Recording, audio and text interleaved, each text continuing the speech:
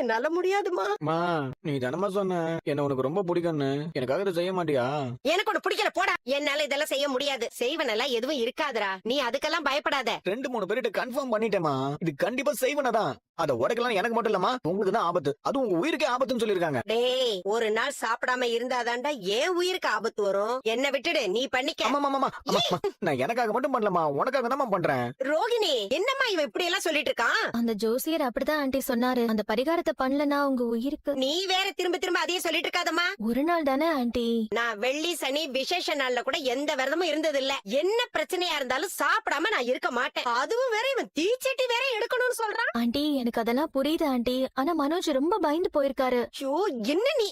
யோசிச்சு பாருமா, இவ்வளவு நாள் கஷ்டப்பட்டு இப்பதான் டெவலப் ஆயிட்டே வரேன். இப்ப என் பிசினஸ் பண்ணா என்ன ஆகும்? ஆறுதல் சொல்ல நீயும் இருக்க மாட்டேன், செய்வினையால உங்க உயிரும் போயிடும். டேய், வாய கழுவுடா. 2 பேரும் சேர்ந்து இப்படி பயமுறுத்துறீங்க.